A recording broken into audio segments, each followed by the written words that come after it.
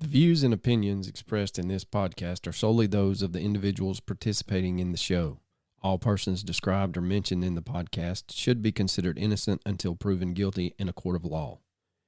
This podcast contains subject matter such as violence and graphic descriptions along with adult language, which may not be suitable for all audiences. Listener discretion is advised. Well, ladies and gentlemen, 5 years ago today, Coach and I sat in his basement and punched record for the first time. We are so humbled by everyone who has sent well wishes our way, who finds joy in our Southern drawl and our silly stories, asking for stickers, joining Patreon, doing the t-shirt order. We cannot thank each and every one of you enough. What we wanted to do on this 5th season is throw it all the way back to episode 1, where we got started with the Yuba County 5. I want to remind everyone that this is a rewind episode. Just think how far we've come, how much better our recordings are. We were very raw. We didn't know what we were doing. We just sat down, started recording, started talking to each other. I hope everyone enjoys this episode. I know a lot of our old listeners have not probably listened to it since it was first released. But for our new listeners, this is the case that started the journey that we're currently on. Again, Coach and I cannot thank you enough. We are looking forward to episode 200, which is coming up pretty soon. We're going to do something special for that. We just eclipsed 102,000 downloads all time, which puts us, and that's just on on Spotify. So if you take our old numbers and add it to our new numbers, in 5 years, we've got 202,000 downloads. Again, we're very humble. We cannot thank you enough. But enough rambling. Please remember, if you're not a Patreon, you can join at patreon.com/mysteriousbrews. If you want decals, email us, mysteriousbrews@gmail.com. But without further ado, here is the original episode 1.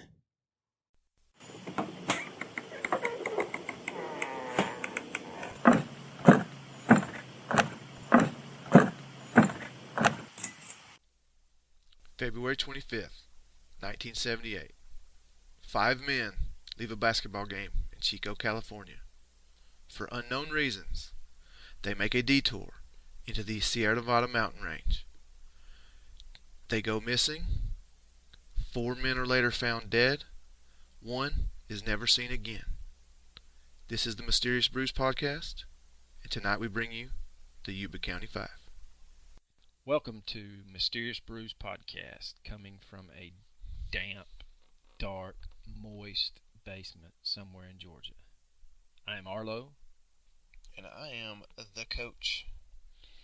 And today we will be discussing the Yuba County 5. But first, more importantly, what beer are we having today? Well, since this comes out of Chico, California, today we will be enjoying the original Sierra Nevada Pale Ale.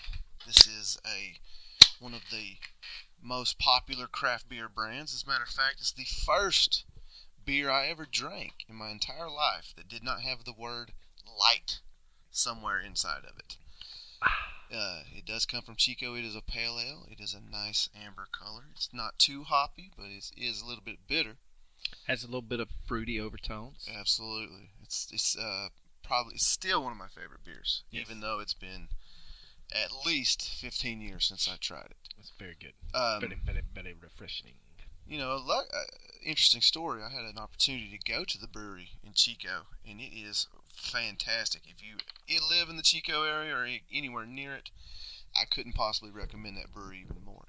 As a matter of fact, there, Arlo, it is the second nicest brewery I've ever been to in my life. second. What is the first? The first, that would happen to be the Sierra Nevada Brewery in Mills River, North Carolina. There's two of them. There's two of them, indeed. And it is their new facility, and it is beyond world class. Excellent. You can spend many an hour there and lose many a brain cell as well. I know I've done it at both of them. We would like to welcome you to the inaugural, first ever podcast. We will try to at least do a weekly podcast, depending on Coach's schedule. He's a very busy man. Very busy man. Like we said in the opening, we will be discussing the Yuba County Five. These are 5 young men. Depending on which article that you read or which message board you get onto, sometimes the families refer to them as boys, but they were all in their mid to late 20s. We have Jack Hewitt, 24, Ted Weiher, 32, Gary Mathias, 25, Bill Sterling, 29, and Jack Madruga was driver, and he was 30. We have to point out here that these five gentlemen were all considered to be special needs. They were very low intelligence, very low IQ. But even with that, what they're going to do tonight, on this night in 1978, there is no explanation for. We will not answer your questions. We will only leave you with more. This is also referred to as the American Dyatlov and Dyatlov Pass incident. Sorry, and the disappearance of Gary Mathias. If you're going to look it up for yourself, your best bet's the Gary Mathias. Disappearance of Gary Mathias. All right, 3 of the 5 were classified in 1978 as retarded, which that has been done away with, and that is now referred to as individuals with an intellectual disability. Jack Madruga was referred to as slow by his family. Gary Mathias was probably the most high-functioning of the 5. His only medical diagnosis was schizophrenia. He was under drug treatment for that. He was diagnosed in 1971 while serving in the Army. The drugs that he was prescribed had been working because he had been symptom-free for the past 2 years. You found, what was the prescriptions that he was under? The 2 drugs he was on is stelazine and cogentin. Both of them need to be taken once to twice per day.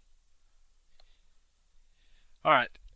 On the night in question, which is February 25th, 1978, these 5 young men were going to see a basketball game. They were traveling to Chico to cheer on the UC Davis, their favorite basketball team. They went to Chico State to attend the basketball game. They traveled from Yuba City north up into Chico, which is approximately 70, 80 miles. Yeah, I believe it's around 71, 72, something like that. They all 5 worked at Gateway Projects in Yuba City. This is a vocational rehabilitation type facility that employs young men and women who have developmental needs or low IQs. They were high enough functioning that they were part of the Gateway Projects basketball team, and though they were referred to as the Gateway Gators. Mathias had even told his mother, as he was leaving for the basketball game, to make sure that he does not oversleep the next morning because they have a vocational rehabilitation basketball game. And if they win that game, they earn a spot to Los Angeles for the Special Olympics. And again, that makes what they do on this night so much more mysterious because they have something to look forward to the next morning. They all loved basketball. That was their the one thing that brought them together was their love for this basketball team. They loved playing together, and they all certainly wanted to win the trip. All right, Jack Madruga owns a 1969 Mercury Montego, turquoise and white in color. They head out for the basketball game with Madruga driving. They go and witness their team, UC Davis, win. And after the game, they stop at a gas station, supermarket. It's referred to in most articles as Bears Market, right as the store is closing. And they purchase a Hostess cherry pie, one Langendorf lemon pie, a Snickers bar, a Marathon bar, 2 Pepsis, and 1.5 quarts of milk. Which that's mysterious anyway. I mean, who drinks milk? I know as a treat. Like, could it be like Laverne and Shirley and they're combining the Pepsi and the milk? Oh, that's just, did they really do that on Laverne and Shirley? You never saw that? Is disgusting. Yes, that was Holy a huge moly. thing on Laverne and Shirley. Really? Yes. Well, I guess since you're much older than me, that you would have seen that. Wiser. Seen that live. Are you kidding me? I'm not lying. Are you? When I was a kid, I would watch Laverne and Shirley, and every time she would be like, "I'm gonna add Pepsi to my milk," I'd like gag a little Pepsi to your milk. Okay, I have milk upstairs. I'm not putting it. Like when I was a kid, I dared my brother to do it, and he like projectile vomited. What about Sierra Nevada milk? Nope. You don't think? Mm-mm. You don't think it'd be like kind of like a California Russian? No. Or a white Californian or something? No. No. I mean, it could be a scene out of The Exorcist. Oh my God. Okay. All right. Okay. We're getting off track. Yes. We could join us next week for our Laverne and Shirley podcast.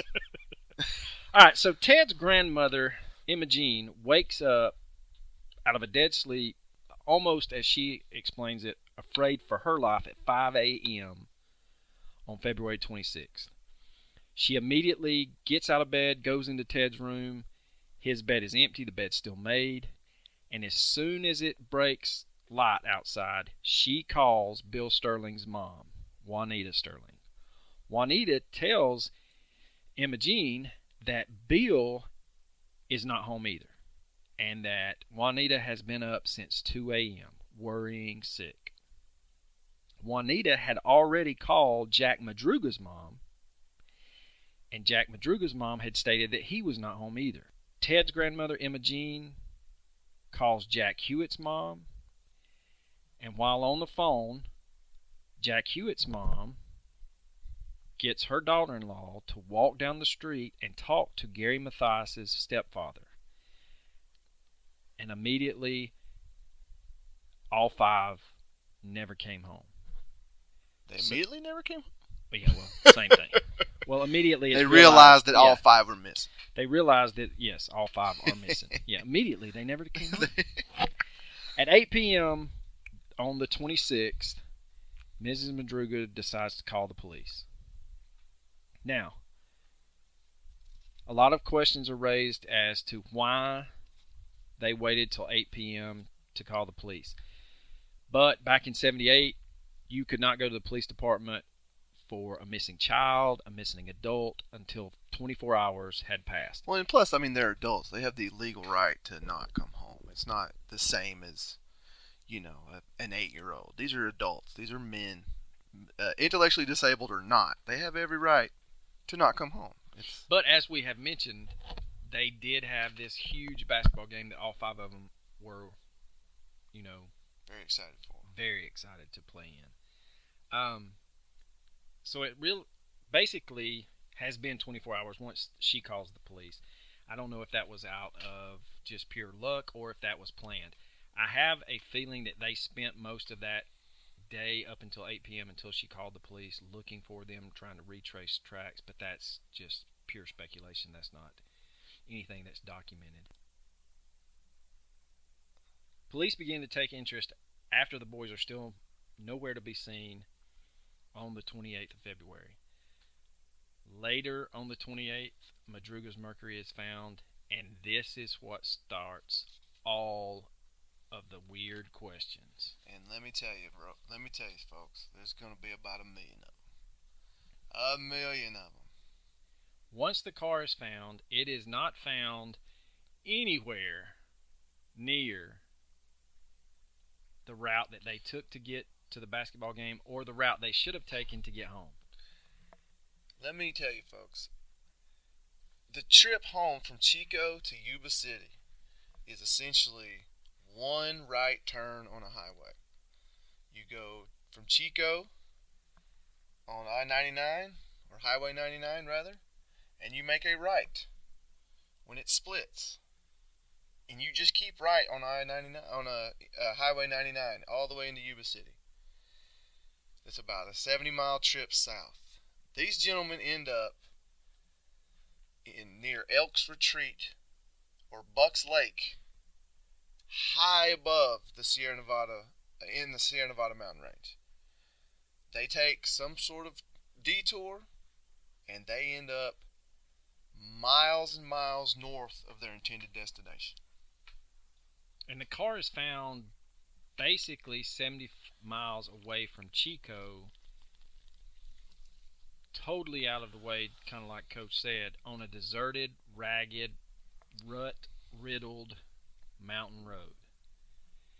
It had stopped basically at the snow line of the mountain, and the police would state that it appeared that the tires had spun, but the car was not really stuck. Yeah, they stated that easily 5 able-bodied men, which all of these guys were. They were very able-bodied. Almost all athletes could have easily got this car out of the snow. Yeah. The police find that there was a quarter tank of gas, 4 maps of California, which are neatly folded inside the glove box, but the keys are missing. One window is rolled down, which is kind of odd. And the police state that they hot-wired the car to make sure that there was nothing mechanically wrong with it, and it immediately started. They do notice that there was some food wrappers in the car, and these are the wrappers that the young men had purchased at Bears Market. All of the food had been consumed except for the Marathon bar, and it was half eaten. And like I had stated earlier, and I'm going to restate it for emphasis, the car was not damaged. The road, however, that they found it on is full of deep ruts. It's a mountain road. And with 5, late 20s. Early 30s. Yeah, At 30. Men in this car, if you did not know the road, that car would have bottomed out easily on ruts, slides, especially with that much weight in the tank that is the Mercury Montego. Yeah, so they stated that it was just in immaculate condition. Like somebody either knew that road perfectly or somebody drove extremely slow. Yes, and that's not out of the question. Madruga has... Now, he loved that car. I mean, so he probably went out of his way to take care Yes, of it. that's what I was about to say. He had babied it. I would say he babied it more so than... Well, I don't know. We'll get into that. Yeah, he also would not allow anyone else to drive his baby. So, again, how did the car get up there undamaged? Okay, and the other thing about Madruga, he was not an outdoorsy man. He did not like to go camping. He hated the cold. And to the recollection of his family, he was unfamiliar with that road. Correct. Didn't they state, which one was they stated that they took him camping one time? Is that the same guy? No, that's Sterling. Absolutely hated it. Sterling, Bill Sterling. Yeah. His father had taken him fishing and stayed in a cabin near the area in which the car is found 8 years prior. So that we're talking 70, 71, and Bill would have been 21 at the time of this fishing trip, and he despised it. He hated the trip. His family would go back to that cabin and stay like a yearly vacation every year, and he was like, nope, not having it. I'm staying home. Y'all have a good time. So again, chalk another one up to how did we get up there. Just recapping, because we ramble on a lot. The car's found 70 miles away from Chico up a nasty mountain road right above the snow line. Car's kind of, stuck, but not really stuck. Bad enough that 5 grown men couldn't get it out of the back down the mountain. As the police are searching around the car, they are startled by a new snowstorm that blows in and dumps an additional 9 inches of snow on the mountain, and they call in snowcats to make their way up the mountain to give them a clear path, and the snowcats struggle to get through the drifts that were already there. They find nothing else after the snow drifts. Whew, man, that was a good one.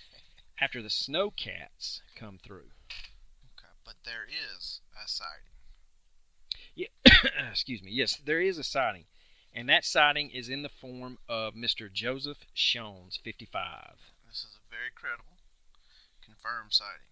And it's not a sighting a couple of days later. This is, I think one article I read referenced maybe 2 weeks after the boys had gone, or young men had gone missing. Yeah, he steps up and talks about what happened. Yeah, he comes forward and says that, hey, I was up that same road looking for where the snow line was at because I was going to bring my wife and daughter up for the weekend and we were going to go hiking.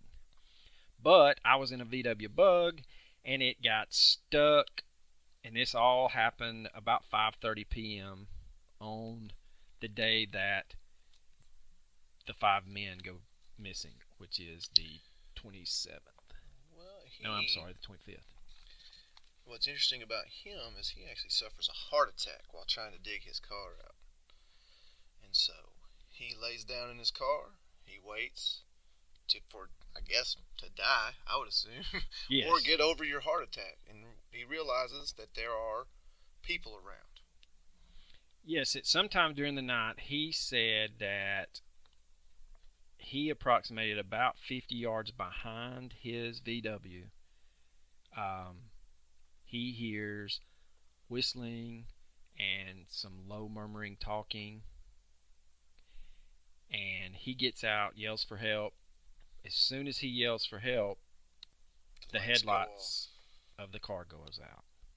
But he tells police that when they were, when the lights were on, he saw a group of men, a woman, and a baby in the headlights of the car.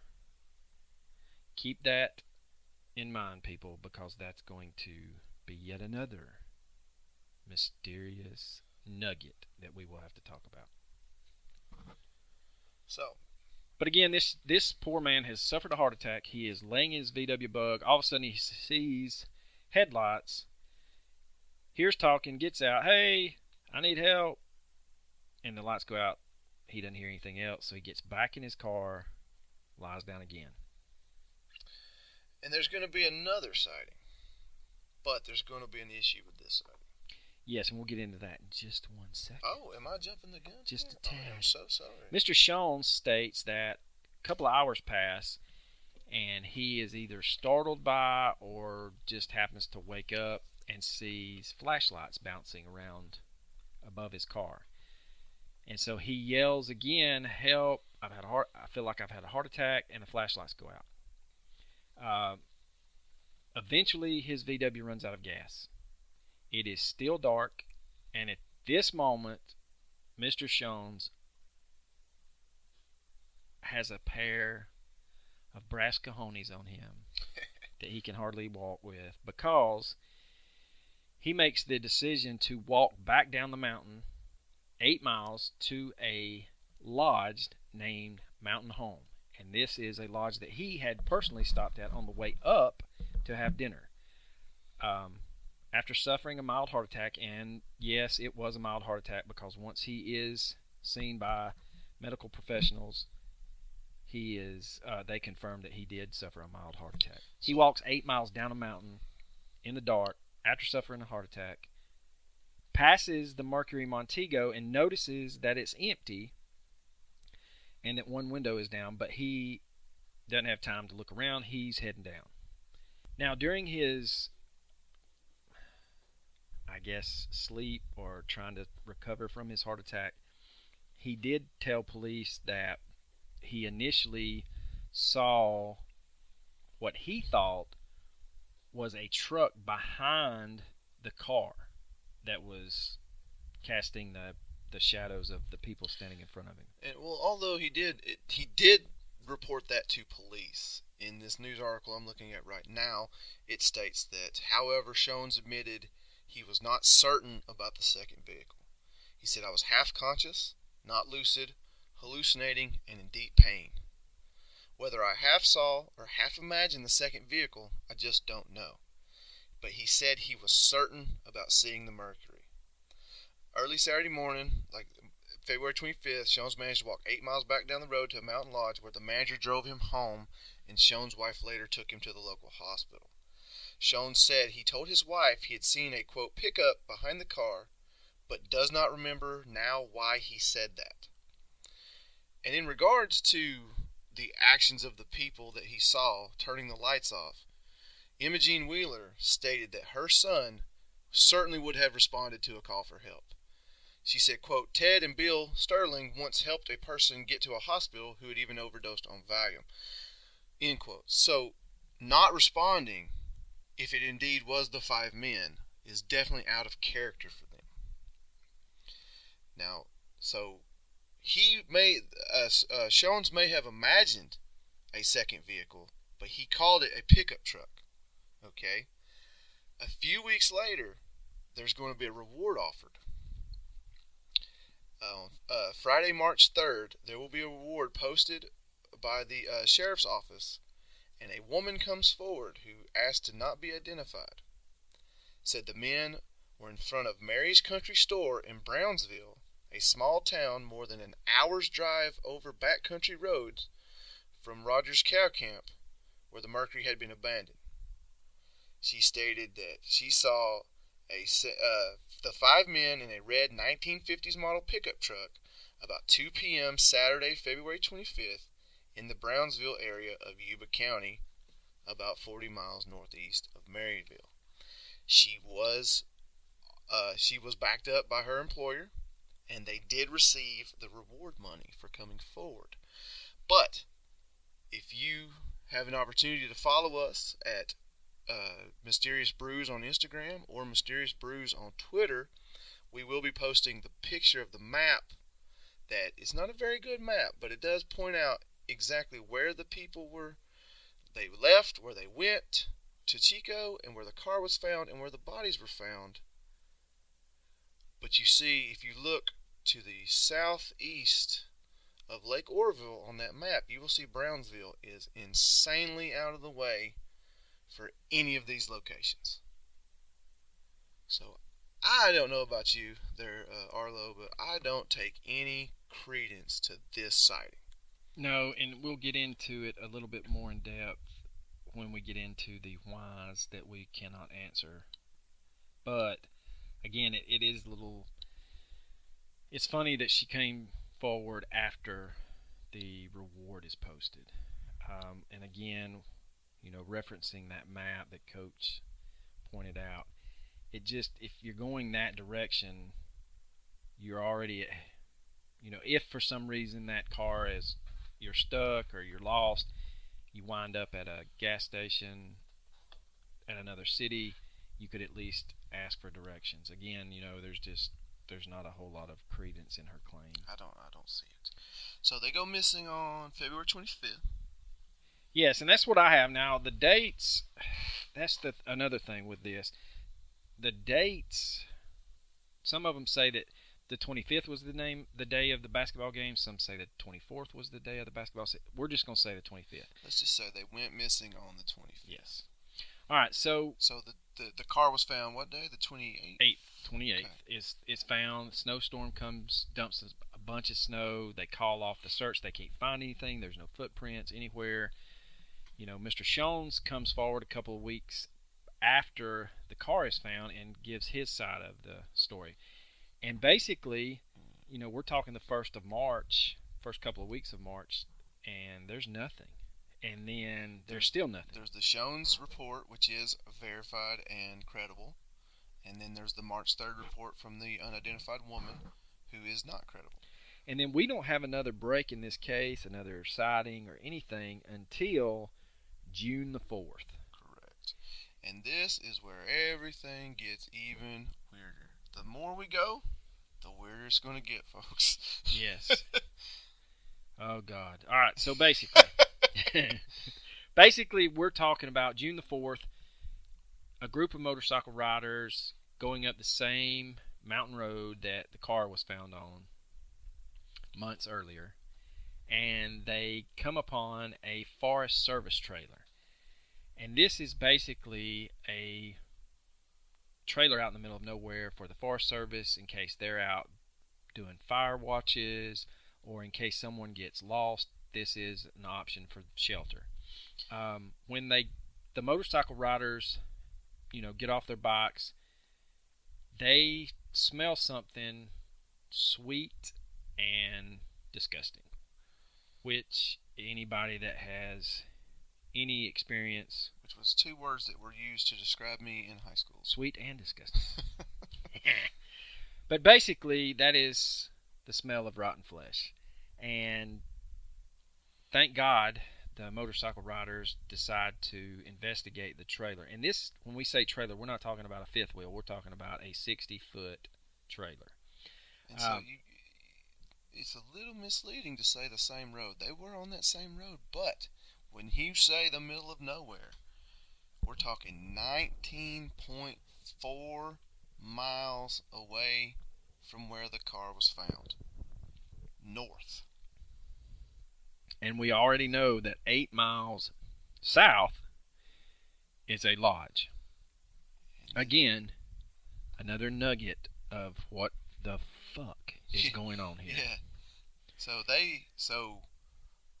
the body of that man, who later turned out to be Ted Weiher's. Yeah. The riders, you know, start looking at the trailer. They notice the window's broken. They make entry into the trailer, and like Coach said, they find a body. And this body is Ted Weiher's, and it's stretched out on a bed. And he is found with 8 sheets, blankets, depending on what you read, pulled over his body and tucked around his head. He is barefoot, with horrible frostbitten feet, almost gangrenous. On the table near the bed, they find a nickel ring, which was Ted's because his family, claimed. His name was engraved on it. Yeah, claims it, and like Coach said, Ted is engraved on it. His gold necklace, a gold Waltham, Waltham watch. The crystal is missing. Ted's wallet with cash still inside is also found on the table. But the crazy thing about this Waltham watch with the crystal missing is it's not his. It's not his. It's not Madruga's. It's not Sterling. It's not Mathias's. It's no one's. It's because no one. The family, all 5 families, would state that that watch didn't belong to any of their sons or grandsons. So not only did Ted walk, at least Ted walked the 19.4 miles. What's interesting about his body, he actually starved to death. Yes, when he went missing, he weighed 200 pounds. He is, or was, 5'11". So he was a healthy boy. When they find him in the trailer, it is estimated from his beard growth that he had lived anywhere from 8 to 13 weeks past the night they went missing. and he lost approximately 80 to 100 pounds. Now you may say to yourself, well, he's out in the middle of the woods. He's a slow learner. There's no food. He could easily starve to death, right? Well, what's interesting about that trailer there, Arlo? What's interesting about the trailer is there are two outbuildings located behind it, or at angles from behind the trailer. In those two outbuildings, you have a cache of supplies that would have kept all 5 men fed for 1 calendar year. At least. They do find roughly 12 to 20 C ration cans that had been opened and emptied. And for those of you not familiar with a C ration, it is basically the old MRE. It is a soldier's meals ready to eat, and it would have taken a can opener, which a P-38 can opener. Madruga and Mathias both were Army veterans, so they would have known how to operate one. So we know that there was some food eaten, and authorities would state that in one of those outbuildings you had a locker with the C rations in it, and then right next to that locker is the locker that had enough food for the 5 of them to survive for a year. They open one but don't open another one. Make another note, another mysterious WTF moment. Well, let's keep talking about the mystery. We're no shoes, but whose shoes were in the trailer? Those were found to be Mathias. Mr. Mathias's shoes, and we will get into him in more depth in a few minutes. We got to. Going back to the trailer, the other shed that I referenced was probably, I would say, no more than 40 feet from the first trailer, and in that shed there was a propane tank. And if they had opened that shed, all they had to do was turn the gas valve, and the main trailer would have been heated. Now, with that, let's talk about the oddities of the trailer. Well, like you said, there was gas to heat it. There was food that wasn't eaten. But not only that, there was a fireplace. Nice place to keep yourself warm. But was it used? Did they take advantage of this? No. Nope. No fire. A man lived between 8 and 13 weeks in this trailer, starving to death in the freezing cold. Did not start a fire. There were wood, there were books, there was furniture, there were matches, there were a abundance of materials to keep himself warm, and it was not taken advantage of. They did. The fuck? Yes, that's number 3 on the WTF scale. They did find matches that had been burnt in the bathroom sink. They said 4 burnt matches were found in the sink. So obviously someone knew how to strike a match, but we didn't put that struck match to any of the paperback books, the wooden furniture, the firewood outside. We just stayed in there with no lights. Now, we have covered the car, the trailer, Mr. Sean's weird encounter with what he claimed would be a woman and a baby and some men talking and whistling noises in that evening, the same evening that they went missing. Now we get into the day after the police are called to the trailer. So the day after Weir's body is found, the remains of Madruga and Sterling are found. That's Jack Madruga and Bill Sterling. They were found on opposite sides of the road from each other, 11.4 miles from the car. Sterling was scattered over a 50-foot area in the woods. The only thing found were bones. However, Jack Madruga is found face up, clutching his watch with his right hand, and it appeared that animals had scavenged both his body and Bill's body, but Madruga's body had been drugged near a stream. Now, keep in mind, there was a watch found on a table next to Weiher that no one claimed, but Madruga is found clutching his watch in his right hand. Does that mean something? It might. Is it a sign? Is it a clue? I think it's another WTF moment. Alright, so basically we have Weir's bodies found. The next day, Bill Sterling and Jack Madruga's body is found. And then 2 days after that, Jack Hewitt's backbone is found. Oh, but the sad part about Jackie Hewitt. What's the sad part about Jackie Hewitt? His father. Oh, his dad. Found his remains. Against the wishes of the police force. They insisted. Yeah, they begged him not to do the search. He found poor Jackie's shirt. When he lifted it up, Jackie's spine fell out. Yeah, and after they find his spine, the next day, police locate even more bones.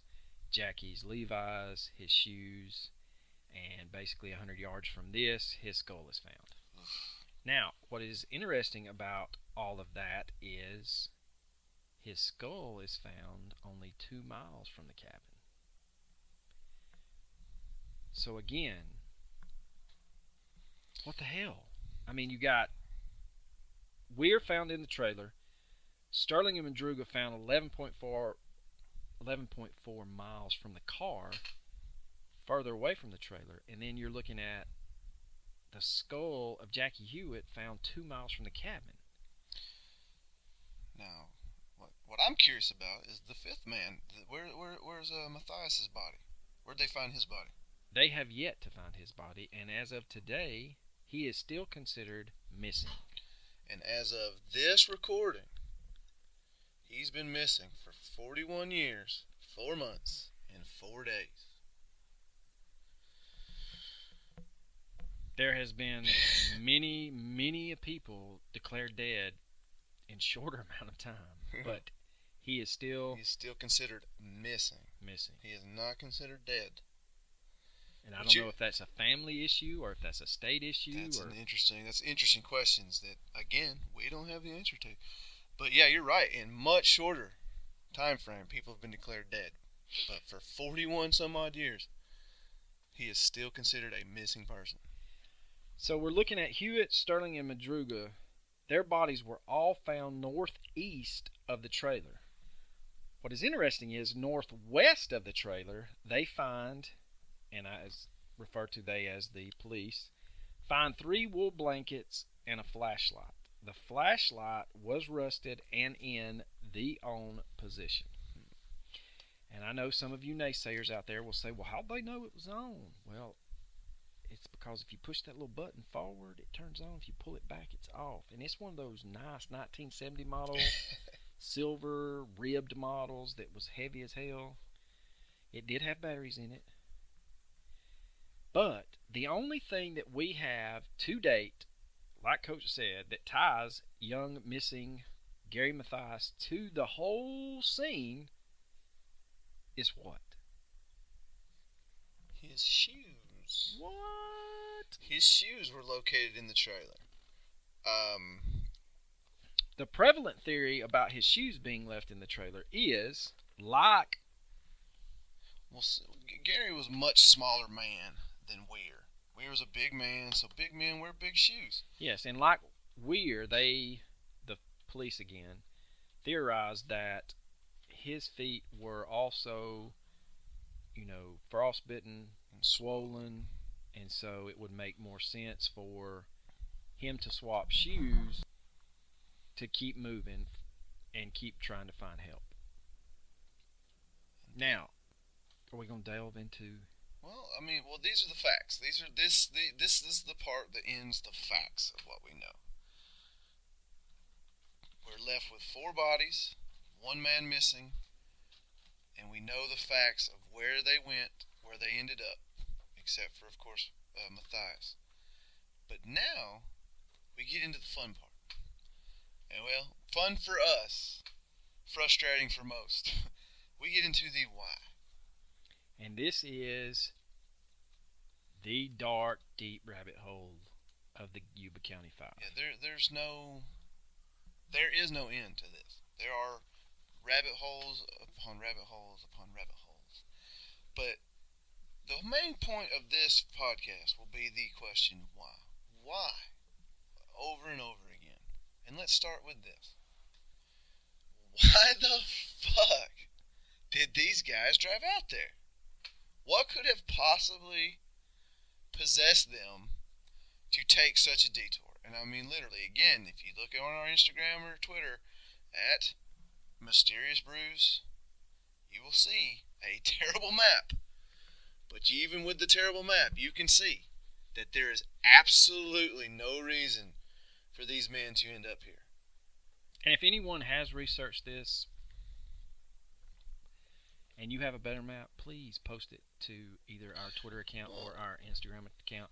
We are not as savvy as the rest of the world, and we can't do our own Yuba County map. If you go on to, of course, look up the Google Maps, get on the Google, and do your own. On that interweb machine. Yeah, get on there, and check it out for yourself. But us being the lazy sad sacks we are, we're just taking the map that was provided for us from the newspaper. So. And it's horrible. It is god-awful. But you can tell by that there is absolutely no reason these men end up here. Why? Right. What possessed them? The first thing on my list of why is who was in the car. Because that is the one question that keeps coming up on a lot of the websites that you find this mystery on, a lot of the threads. That is a big question, is who was in the car. Because, like we said, Madruga's family had stated that he was not familiar with that part of California. And he would not have been familiar with that road. Now, it is plausible that he could have driven his Mercury Montego up that mountain road and been extremely careful not to scratch or bottom it out or cause damage to it. Now, if you look up a Mercury Montego, it is a boat. It is a boat of a car. It has 2 bench seats. Could easily ride 6 men. Yes. With little trouble. And I would dare go as you could put a small child or a small adult in there and get 7. Oh, so you're giving credence to I'm not giving credence to a child, so but I'm just saying that thing's so big that we case closed. Mom and baby killed him. That's right. There we go, folks. It is like solved. Bugs Bunny, that little baby that shaves, and Bugs Bunny catches him. It's solved, folks. But no, it could easily have fit 6 people. Now, are we talking, if that is true, are we talking there's a 6th missing person? Or is there something more nefarious going on? I believe it's the nefarious part, because I would say that someone had to lead them up there or tell them something was up there. Okay. Well, they did travel to Chico State to watch a basketball game. Yes, and that is a theory, is that they may have witnessed something. Their team did win.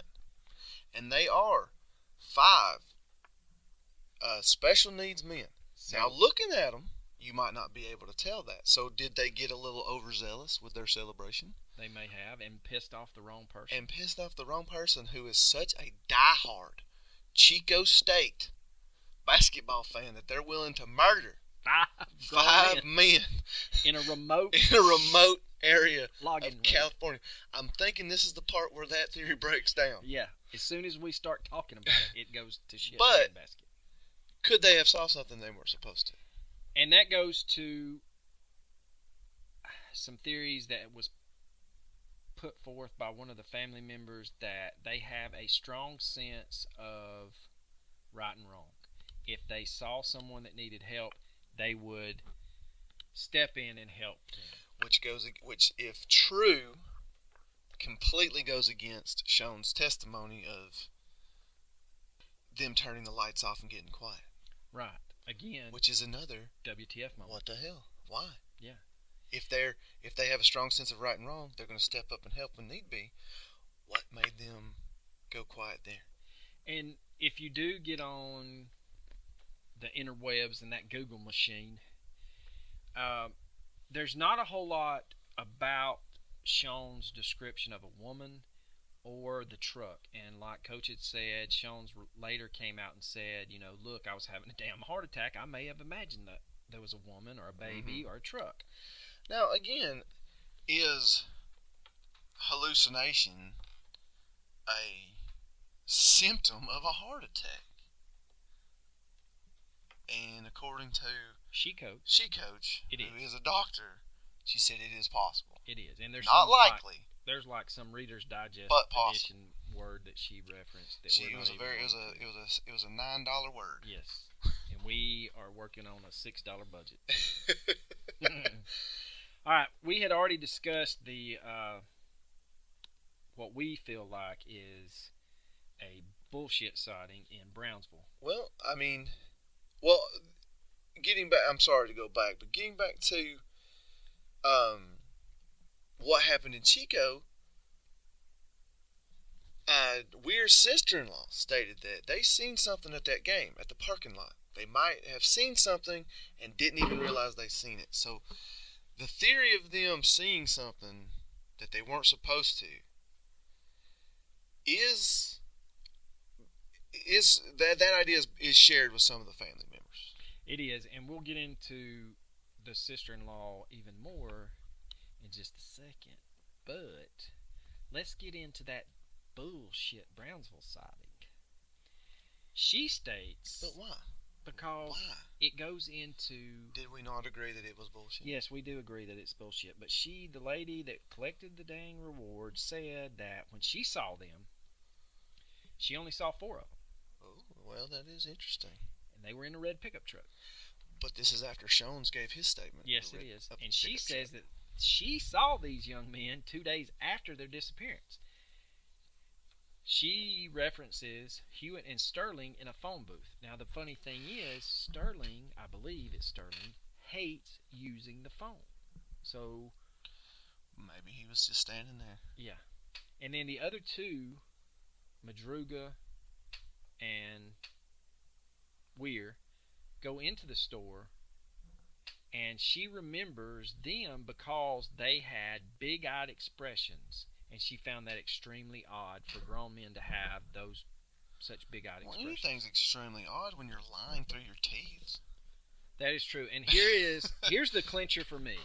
She states that Weir and Hewitt came in with their big-eyed expressions and bought, drum roll please, chocolate milk, soft drinks, and gas station burritos. Just see that. You just can't bet. That right there is not worth $5,000 in today's money. I mean, yeah, it was what, $1,600 in that money, and then it's about $5,000 in today's money. Lady, let me explain something to you if you're still out there. I don't care if they're special needs or not. These young men are not going to eat gas station burritos and drink chocolate milk, because that right there is like doo-doo central. Yeah, that's a recipe for disaster. That is grown men dragging their ass in the snowbank. Well, not to mention, this is 1978 gas station burritos. Yeah, this thing's chock full of peckers and lips. Now, this will be the last of the Brownsville bullshit story. Please don't bring it up. Yeah, we're not going to bring it up again. I will bring up unless they did eat the burritos, then they probably went to Brownsville later about 6 hours later. Browntown. Somebody is baptizing a baby Ruth, and it's a little warm. All right, so let's get out of the doo-doo jokes. All right, so approximately, and this is another WTF moment, approximately March the 15th, 3 weeks after the disappearance, a man calls a lady named Debbie Lynn Reese. And when she answers the phone, the man on the other end says, "I know where the missing 5 men are." And then he immediately hangs up. Then, the next day, the man calls back. On March 16th, she answers the phone, and he states, "I need help because I really hurt those guys bad." And so Miss Reese says, "Who did you hurt?" The man on the other end says, "Don't play dumb with me," and hangs up. The next day, March 17th, the same man calls back again. When she answers the phone, he states, "Those 5 guys are all dead. They're all dead," and hangs up immediately. And that is the last phone call that Miss Reese receives. Well, this is interesting. It's an interesting call, but it's not accurate. Because if that date and time, Weir's still alive. If he lived 8 weeks in the trailer, he's still alive. And he starved to death. He was not hurt. He starved to death. So this, I'm chalking it up to 1978. Hey, we're bored to death. We've been drinking. Let's just prank call some people. And y'all, I still do not understand this. And it happens all the time. What kind of sick individual calls people and claims to be part of the family or claims to see things that just didn't happen? Why give these families false hope? There is a special place in hell for people that do this. And this is not a one-off experience. Every missing case, every true crime podcast, there are people that interject themselves into the investigation just for shits and giggles. And it's horrible. Well, this person wasn't even doing that, though. He called some random lady. And let's be honest, in the 70s, they didn't monitor the nut house as well as they do now. He could have just slipped up front and grabbed the phone and started dialing. Hey, I know where these 5 guys, they're dead. Yeah. They're dead. Well, I mean, when we originally recorded this, but we screwed it up so bad we had to re-record it, I was giving credence to these calls, but just now it dawned on me that the timeline doesn't match up because Weir was still alive.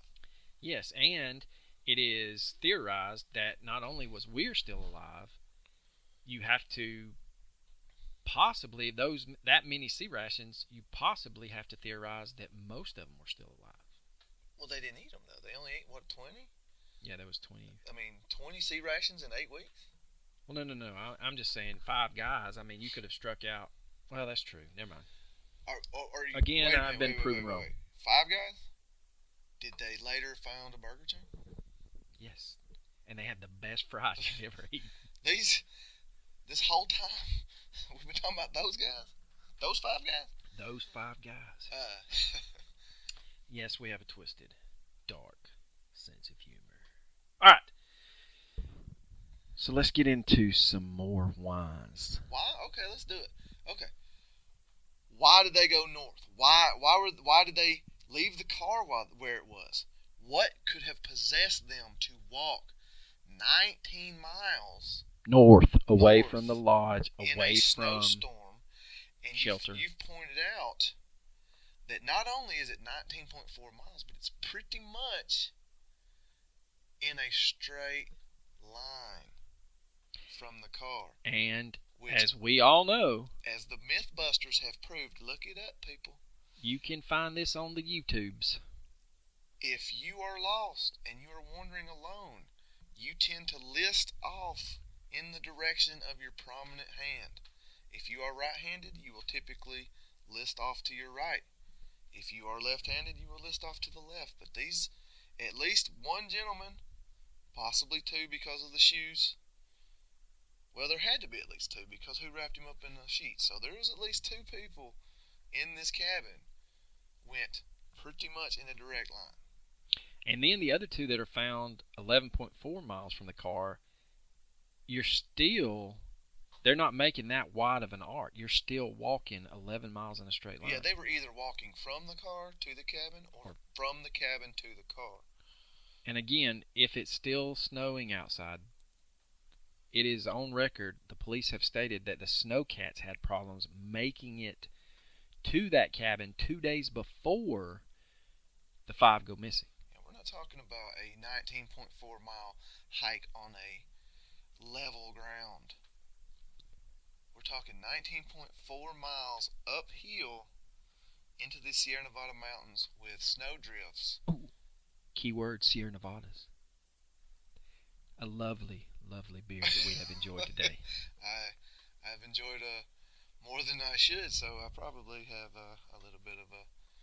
I've maybe rambled more so than normal. More than normal. But we're talking 19.4 miles north into the Sierra Nevada mountain range in snow drifts between anywhere from 4 to 6 to 10 feet deep. And yes, able-bodied men, but for God's sakes. They were not dressed for that kind of weather. How able-bodied are we talking about? I believe it is Mr. Weir's grandmother remembers telling young Ted, you need to take a coat. And he turns and tells his grandmother, come on, Grandma, we're just going to see a basketball game. I don't need a coat. And then he gets in Madruga's 1969 turquoise and white panty dropping Mercury Montego and is never seen again. Okay.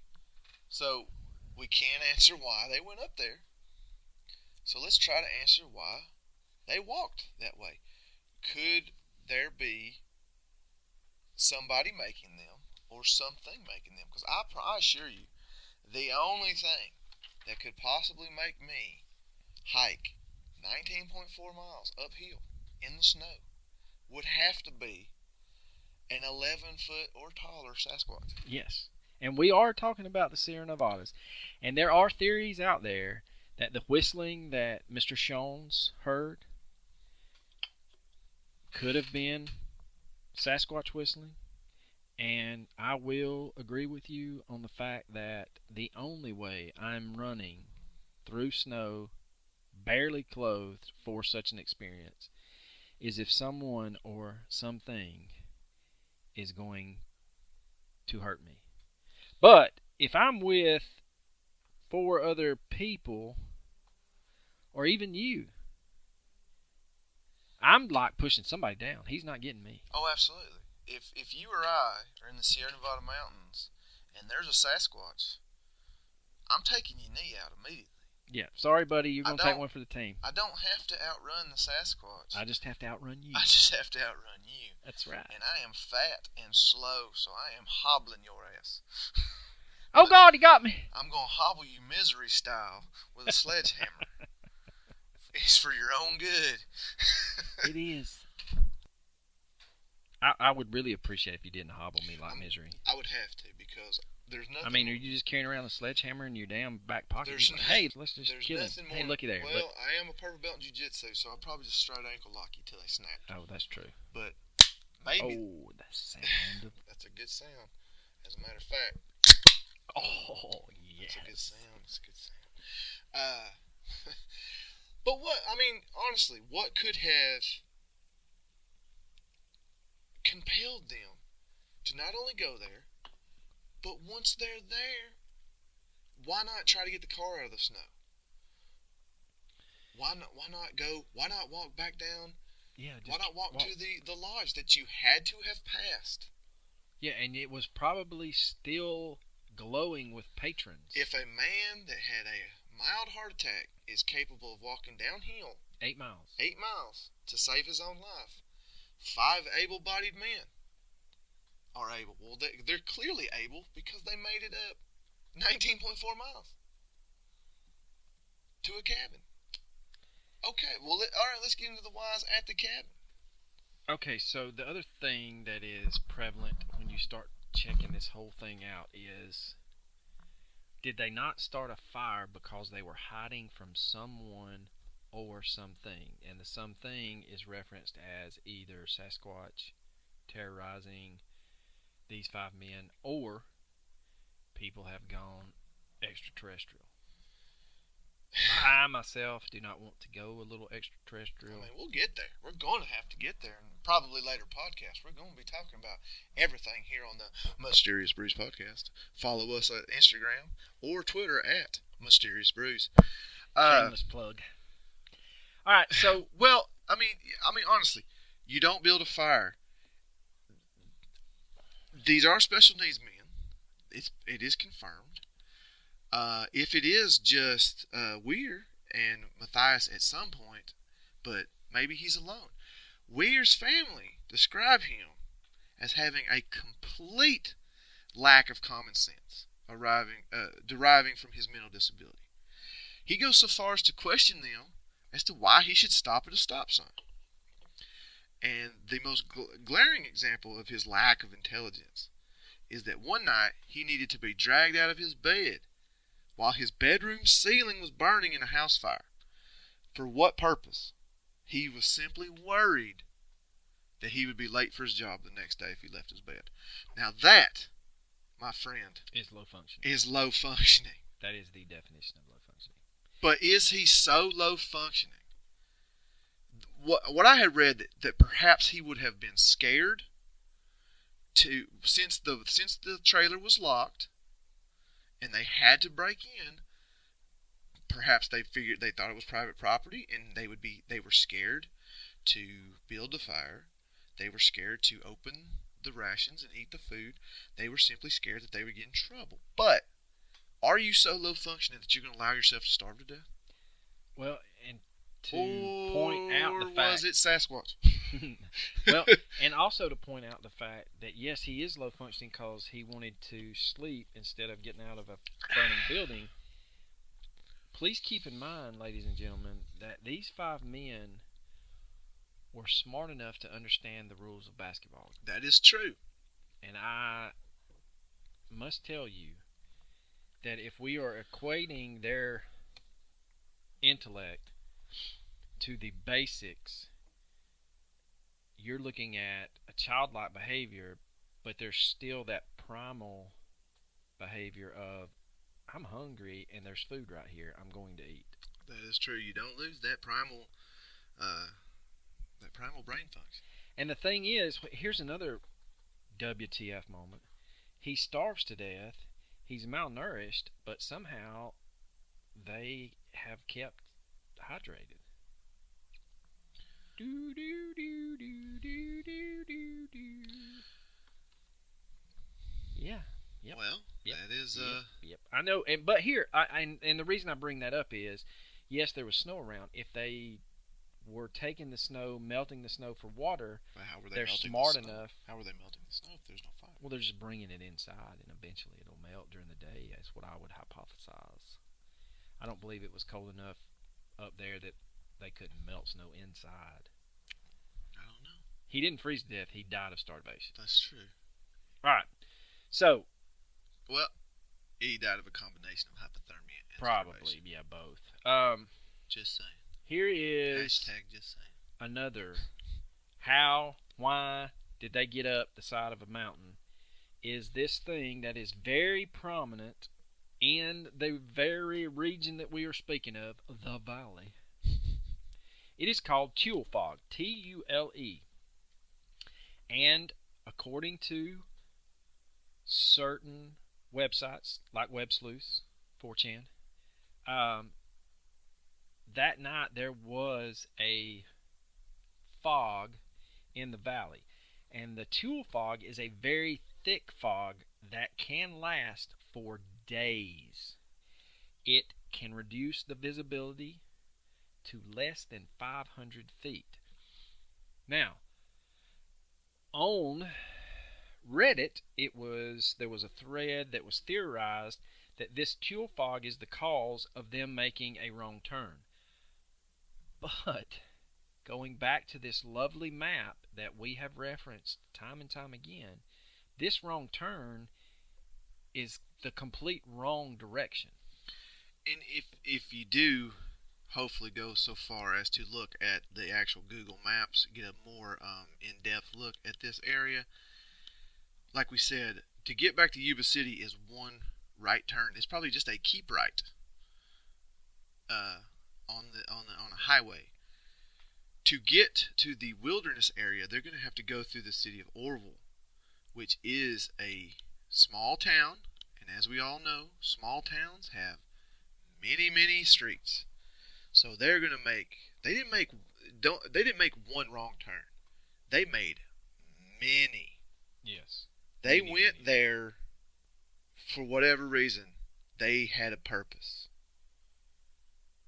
What purpose? Well, some bitch we don't know. Yeah.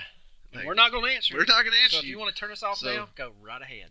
This is why She Coach will never listen to this podcast, is because she's all about answers. If we don't have any, folks. If you can't tell her who the killer was, she don't want to know. Now, going into the why,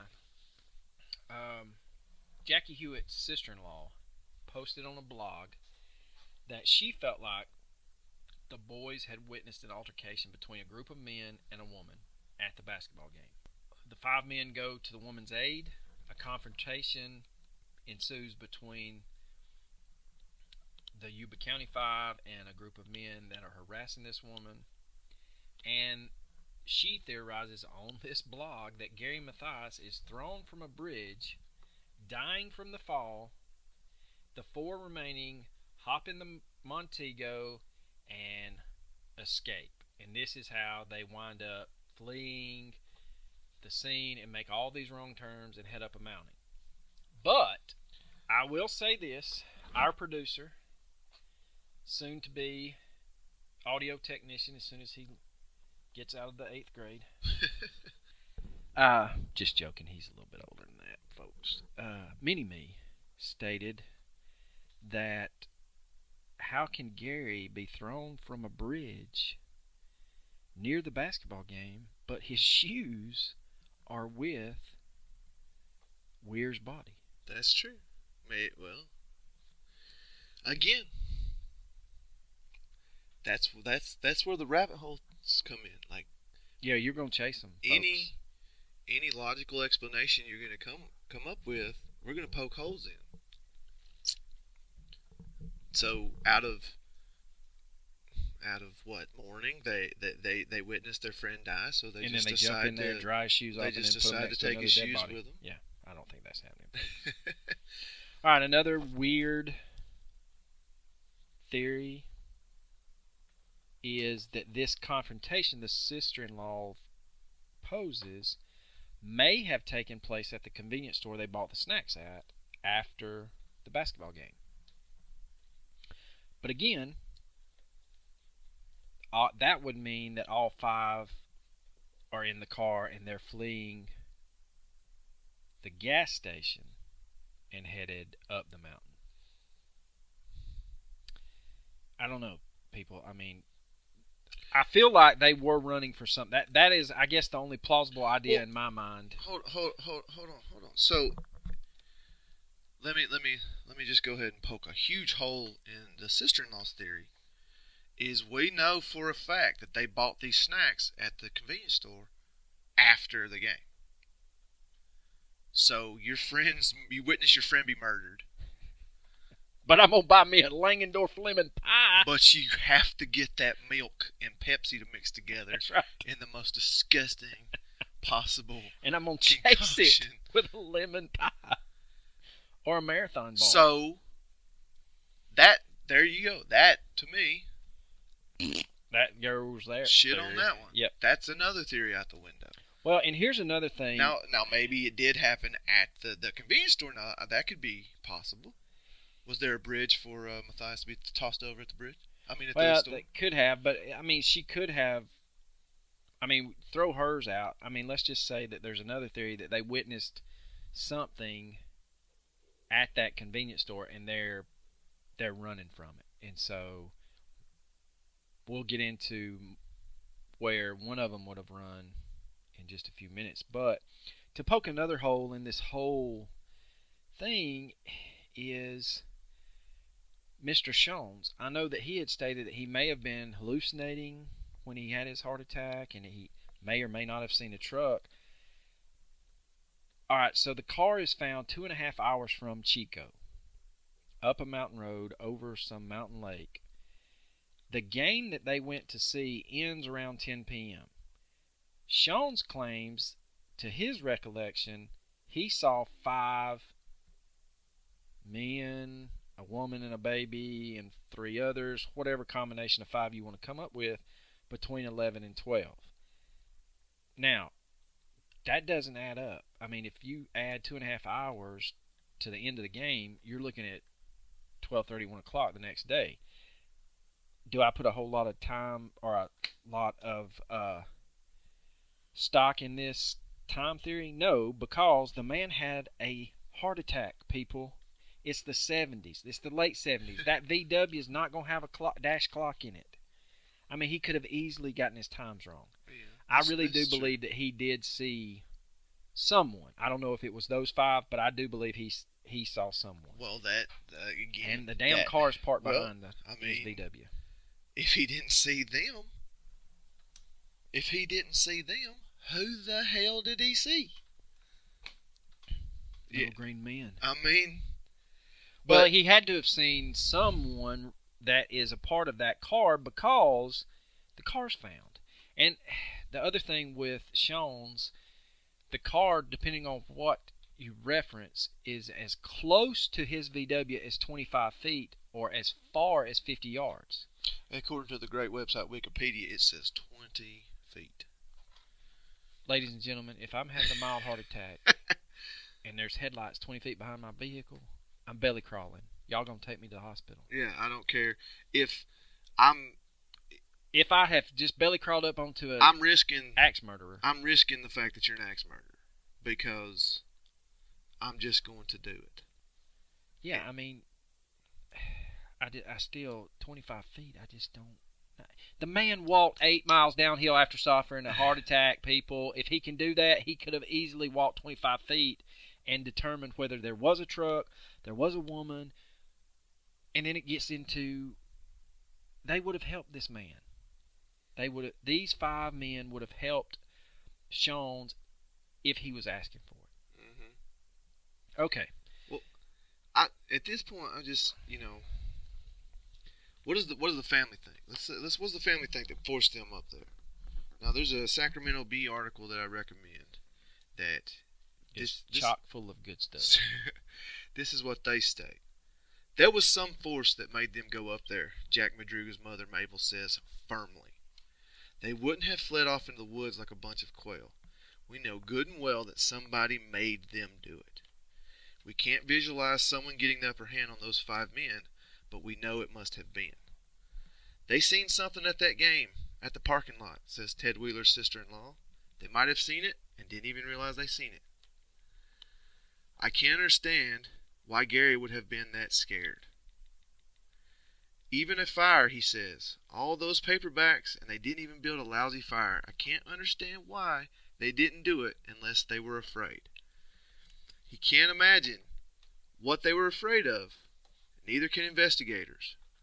Investigators can't prove that there was foul play, but they can't explain if there wasn't.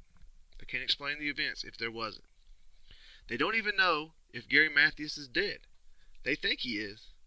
They think his body probably lay on the snow until the spring thaw came and eased him down deep inside some thick green patch of the mountain. So the family thinks something forced them up there. Now, do you think this is a good time to get into the main man, the man of the hour? Yes, but before we do that, I just want to point out that there have been references to a woman that Sean says he saw the night he suffered his heart attack.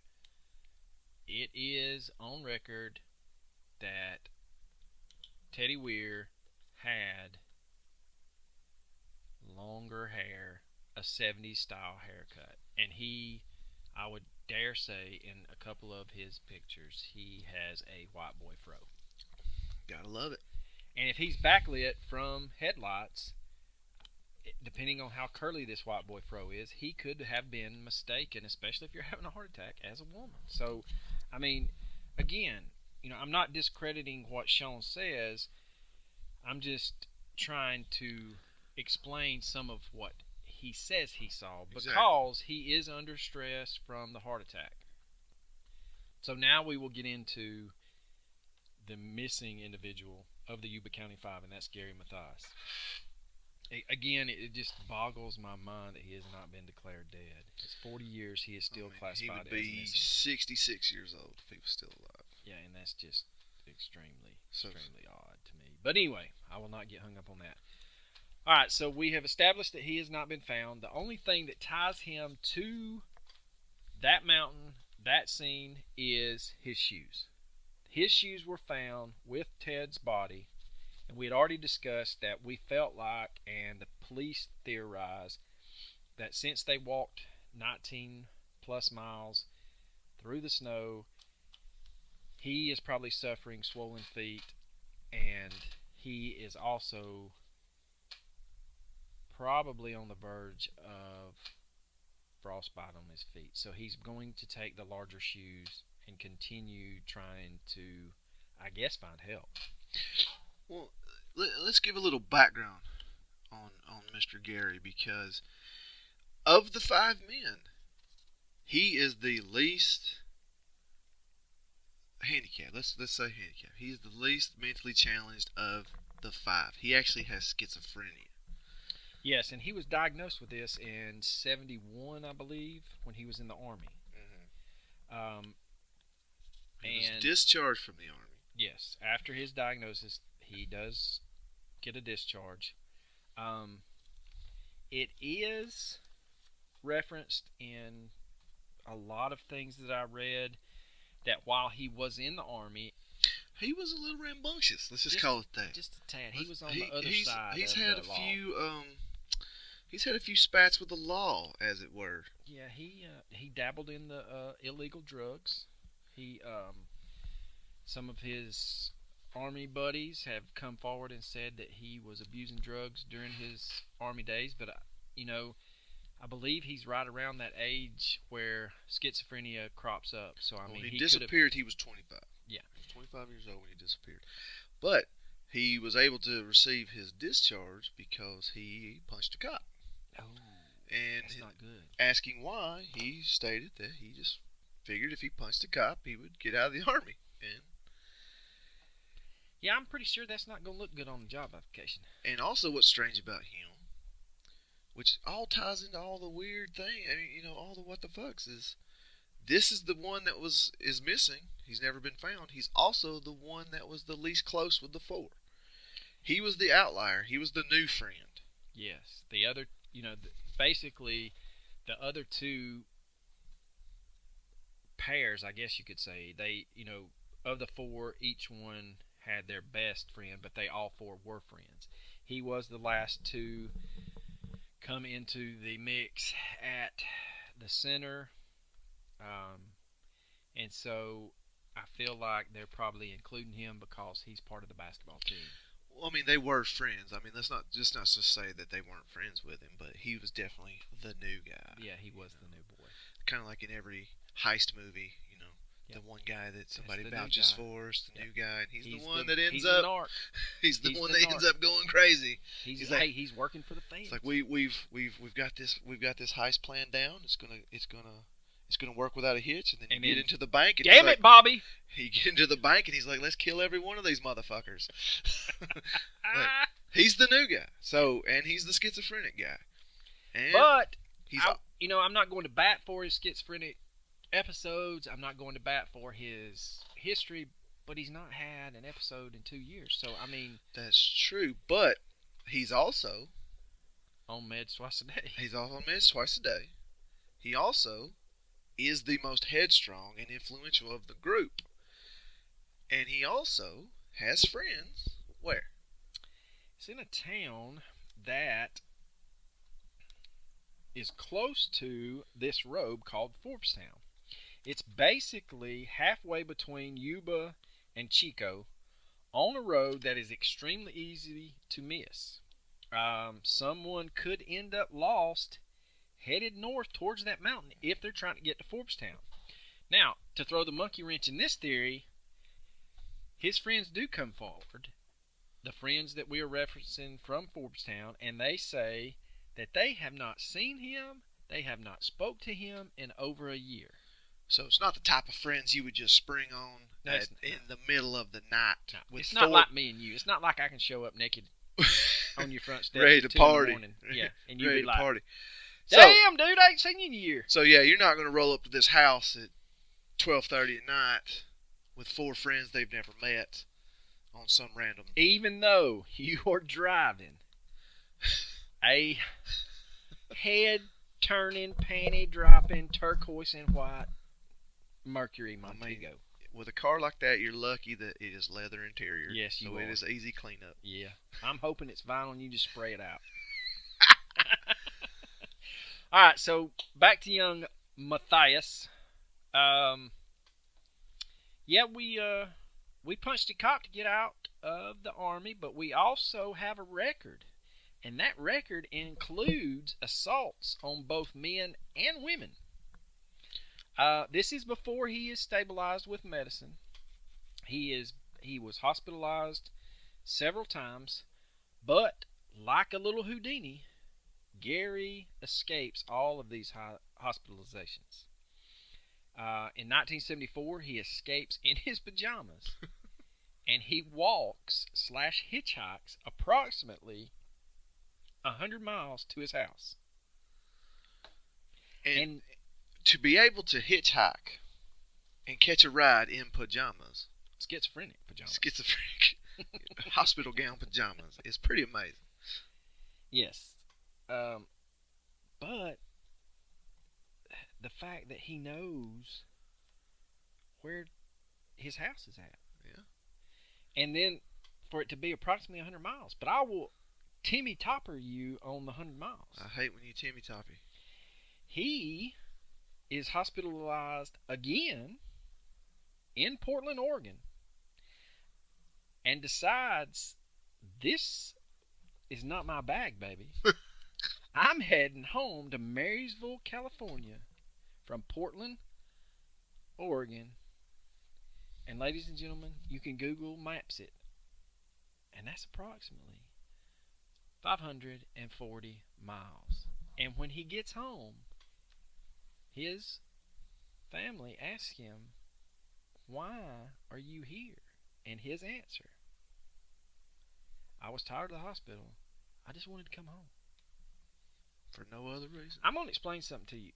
I'm pretty sure I couldn't walk and find my way 50 miles from my house, much less 540 miles. Well, now, I mean, he could have hitchhiked, and the people that he was hitchhiking with may have put him on the right track. But regardless... He's in California in the 70s. Do you know how many serial killers run around in the 70s? Or irregardless, if you're a moron. Yeah. He still made it 540 miles home. Well, every time I hitchhike, they say, how do you know I'm not a serial killer? And I tell them, the odds of 2 serial killers being in the same car are astronomical. It is extremely odd that you say that, because I feel like you've been eyeballing me all night, like my neck looks delicious. No. All right, so yes, ladies and gentlemen, now this man is a determined man, but let's go back to what his grandmother said. When he left for the basketball game at Chico State, what did he tell his grandmother, Coach? He said he set his uniform out, made sure it was out, pressed and ready to go, and he begged his grandmother to not let him oversleep because he was too excited about the game tomorrow. But you say to yourself, he had schizophrenia. Maybe he was excited. He didn't want to be groggy. Some of the side effects of his medication or drowsiness. Maybe he said, I just don't want to take my medicine tonight, so I'll be ready to play in the morning. That still doesn't explain his actions. That medicine has a half-life of 48 hours. So he's still going to be under the influence of the medication once they are missing. Unless, unbeknownst to anyone, he stopped taking his medicine well before them, but it's not documented anywhere. His parents, his guardians stated on several occasions that he was adamant about taking his medicine. Yeah, I have that his stepfather, Ed Clough, Klopf, had stated that he did take his medicine that morning, and they left out that evening for the basketball game. Right. So, and going back to the medicine, that medicine, the half-life is 48 hours. So if we miss a dose, we're still good there. One theory is that not only did he skip a dose, some people theorize that he actually doubled up, took it. He didn't want to be groggy, but he went ahead and took it at lunch. He took it in the morning and then at lunchtime, so that by the time he would only skip that morning of the basketball game's meds. And the meds, people, we've referenced this a couple of times. He's taking these meds twice a day, once in the morning, once in the evening, and they're 3 pills at a time. I just don't see that causing an episode. It's too easy to... It's a cop-out. It's a cop-out to say, oh, well, he just went crazy. None of the facts are adding up to that. No. Even if he did double up on his medicine, that's not going to cause him to freak out and force these men to drive this far. And if he has an episode, and I may be mistaken, it won't be the last time that I have been mistaken. I don't see him. I feel like Mathias is the one that tucked Weiher in. His shoes are there. I would agree with that. I don't see him having an episode, and while he's having this episode, have the wherewithal to look after Weiher enough to tuck him in. Well, it's been theorized that all the men had made it to the cabin, and that once Weiher dies, they decide to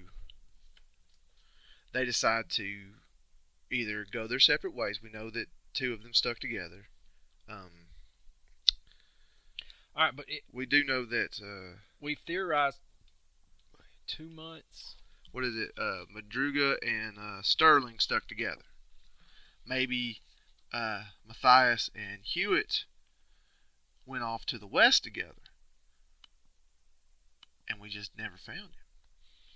Yeah, and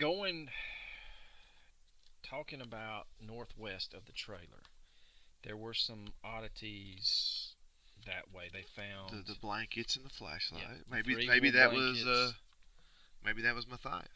They found the flashlight. They found, and this now, people reference this like it's the gospel, but I don't really understand why this is so. I mean, it comes up numerous times on different articles, different websites, different message boards. They found a gray cigarette lighter 3/4 of a mile northwest of the trailer. People, it's the 70s. I mean, you still could smoke on airplanes. You could smoke in every restaurant. Finding a cigarette lighter in the middle of the wilderness, the service.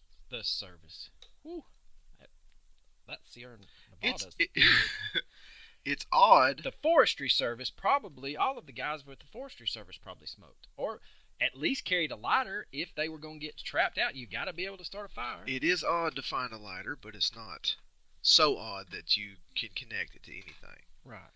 Coincidence, maybe. I find that less weird than the gold watch that nobody claimed without a crystal. Yeah, whose gold watch is that? That's a great question. That's another what? That's another what the fuck? Yeah. Did they steal it? Could it be that someone, maybe Mathias, or found it in the park? Found it, air quotes, in the parking lot. Yeah, found it in the parking lot, or maybe even stole it, and that's what they're running from. Highly unlikely. There's no other conclusion you can come to than Bigfoot. Well, there he is. There he is. Bigfoot ate Mathias. I have another one. And they ran. You're not going to like it, but I have another one. Go ahead. Missing 411. Agreed, but if you are well versed in the missing 411 as I am, what is the missing 411? Who's the culprit behind that? Sasquatches. Sasquatch. So, I mean, this is not classified as a missing 411, though. No, it's not. But I would love to hear his theory on this.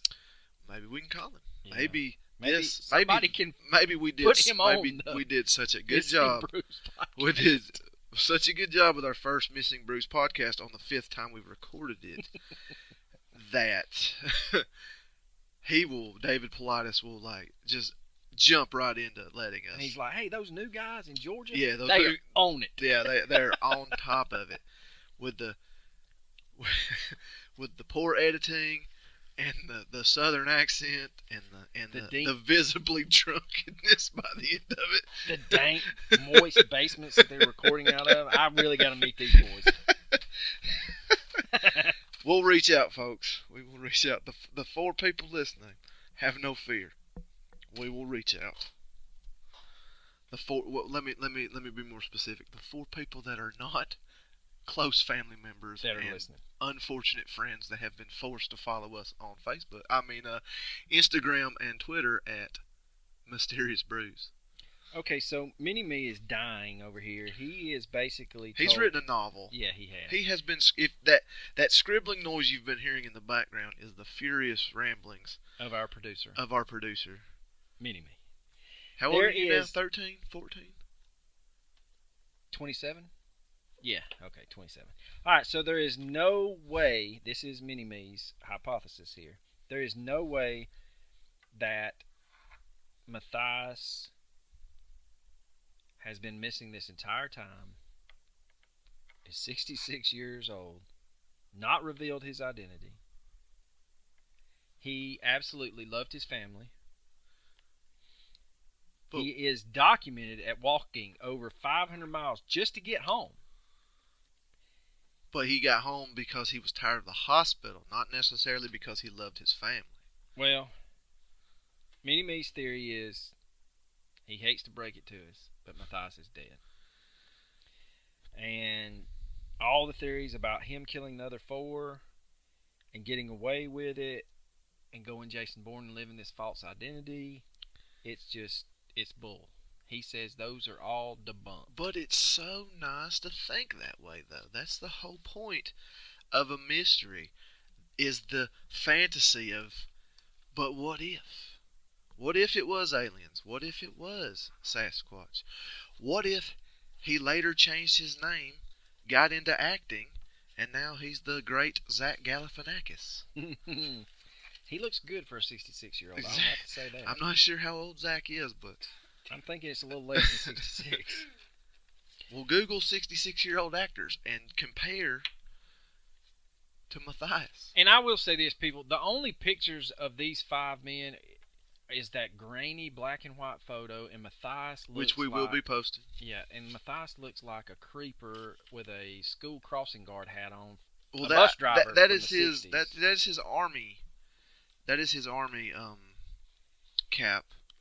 Forgive me if if it has an official name, and that is a gross misrepresentation of what the man looked like when they went missing. Now, I hate to keep bringing up the most wonderful website you could ever go to, which is Wikipedia, but it is a good source to at least see the picture, the last known picture of Mathias while he was still alive, or while he was not missing.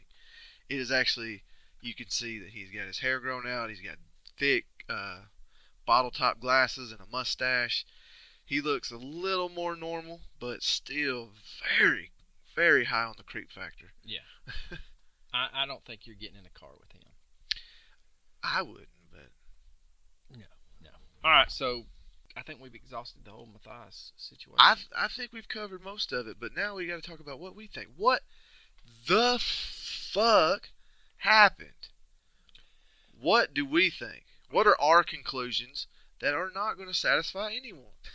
True, and probably no one cares about our conclusions. No, I don't. Why would they? Anyway. Why would they? Why would they care? It's because we drink beer. I mean, we do have good taste. That is true. All right, so It's the one good thing I'm good at. yes. Okay, so my theory is this is just a tragedy. I have no idea how the hell they wound up the side of the mountain. That is a great theory. It is a tragedy. No, I'm saying Tragedy. Your theory of not knowing anything. I know nothing. I have no idea how they got up the side of that mountain. Is But they found themselves up the mountain a wonderful theory. in a Mercury Montego that does not have snow chains. So they're not going any further. A pristine condition. Yes, it did not bottom out. Panty dropping. Oh, panty dropper, turquoise and white, Mercury Montego. It's a shame that that car was stuck in the snow. But anyway, my theory is somehow they find themselves up there, whether it is of their own doing or there is a ruse that gets them up there, and they succumb to the elements and lack of food because they're trying to find help. Now, that does not make much sense because they traveled north after passing a lodge that was 8 miles south. I know it doesn't make sense. But unfortunately, I feel like that they have just gotten the wrong end of the stick on this one. That's a terrific theory. Yeah, it really tied everything together. Everything's together. It's got as many holes in it as Swiss cheese. And unfortunately, I got no damn clue either. No. And I think that's going to be a recurring theme in this whole podcast. Is the reason why we started this podcast is because we were tired of just being the only ones asking why, sitting here talking about stuff and going, what the hell, man? Yeah, I don't know if you're keeping track or not, but we're up to about 10. What the fuck? I think we're well above that. Now, I will say one of the more plausible excuses is they were running for something, whether it was human or whether it was. You know us, we're always gonna Sasquatches.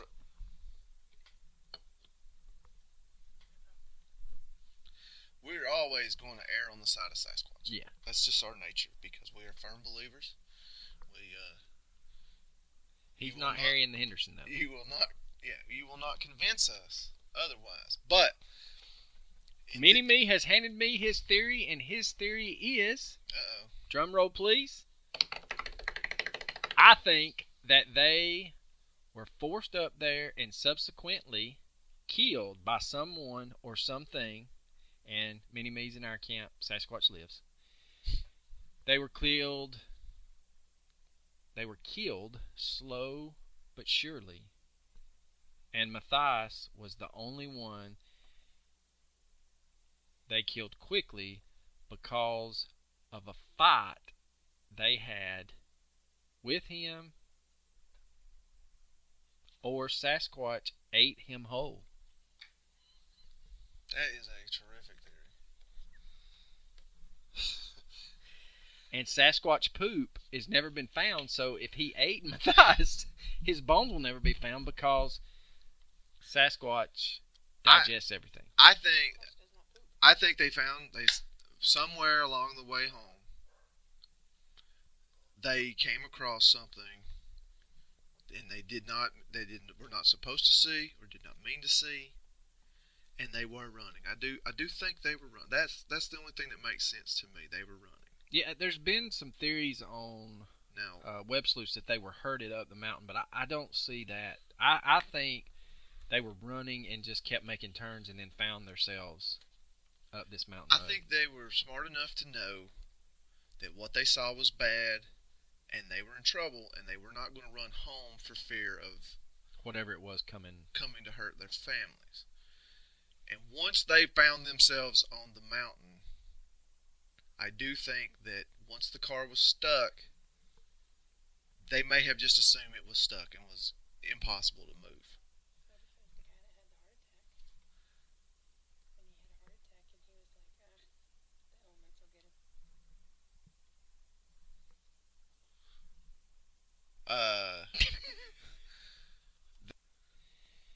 So that long, awkward pause was the fact that Coach and I were staring at each other because She-Coach just dropped a huge... She just dropped a theory that not only we didn't think of, I guarantee you no one in the past 41 years, 4 months, and 4 days has ever come up with. Her theory is that the reason they were going up that mountain is because they were being pursued by none other than Joseph Shones. And whatever his intentions with these 5 men were foiled when he suffered his heart attack. Maybe he is the pursuer. Perhaps. Now, instead of... Did we know his claims of going back to the lodge because he had been there earlier? Were they ever confirmed with people at the lodge? Did they see him drinking there earlier? Or perhaps he just noticed it as he passed by, pursuing the gentleman in question. Now, and a theory about this that gives credence and validity to She-Coach's theory is criminals, murderers, crazy ass people like to interject. I asked why would he even report them? Right, and you brought it up that they interject themselves into a lot of investigations because you cannot research the Yuba County 5 without it coming up synonymously with Joseph Shones. He's one of the first people we noticed in our research. Yes, that we have to talk about. Anytime that you type in Yuba County 5 in Google, any article, any website, any message board, his story of these headlights and heart attacks and flashlights and whistling and voices always come up. So yeah, we're gonna leave you with that theory right there, unless you think you can outdo her, buddy. That's the best we can come up with. That's the best she can come up with. The best I can come up with is fucked if I know. Yeah, but I will say, if anybody is willing to chase the rabbit, it might be interesting to find out if Shones's claim to have been eating at the lodge is corroborated. Please, if you follow us, and please send us your theories. We'll listen to any negative criticism, any positive criticism, and any theory that you might put forth to us. This is the whole point of this podcast, is to go down the rabbit hole as far as we possibly can on each and every subject we talk about. All right, so in closing, we ask that you please give us a follow on either Instagram or Twitter at Mysterious Brews. And I think let's leave them with some recommendations there. I would like to recommend the fine, upstanding gentleman at True Crime Garage, who basically we stole the whole idea of this podcast from. Yeah, we kind of did. We love True Crime Garage. We listen to every single solitary episode, and we thought to ourselves, you know what? We pretty much do that same exact podcast, just sitting on our porch, drinking beer, talking about mysteries. So we figured, why if it ain't broke, don't fix it. So That's we right. pretty if the much boys in Ohio can do it, we'll do it down south. Exactly. We got our monikers. I'm the coach, but the coach and the captain, much different.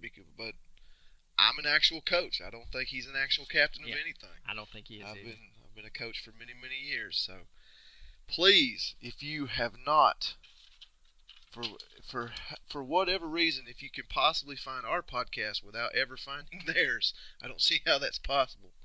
But please give them a listen. You won't regret it. No, you won't. My recommendation, I am a YouTube fanatic. You will find me on YouTube going down that rabbit hole. Daily, hourly. I've almost lost several jobs because of it.